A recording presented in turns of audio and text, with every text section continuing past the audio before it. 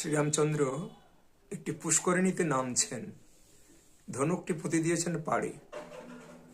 ফিরে এসে দেখলেন যে একটি ব্যাঙের উপর তিনি পুঁতে ফেলেছেন, আর ব্যাঙটি রক্তাক্ত, প্রাণমাত্র তার বেঁচে আছে। তখন তিনি বললেন, হ্যাঁ রে, তুই চিৎকার করলি না কেন যখন আমি ধনুকটি তোর গায়ের উপর পুঁতলাম? তখন সে বলছে, প্রভু, বিপদ হলে তো তোমাকেই ডাকি, আর তুমি যখন আমাকে মারছো আমি কাকে ডাকবো বলো?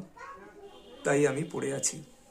তখন ভগবান তার ব্যবহারে, তার কথায় সন্তুষ্ট হয়ে বললেন, ব্যাং, তুই দাপর যুগে অর্থাৎ পরবর্তী যুগে আমি শ্রীকৃষ্ণ হব, আর তুই হবি আমার চরণের নূপুর।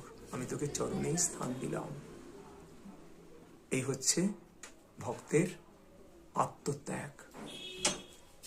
বরদাশ্রম চ্যানেলের পক্ষ থেকে বলছি, আপনারা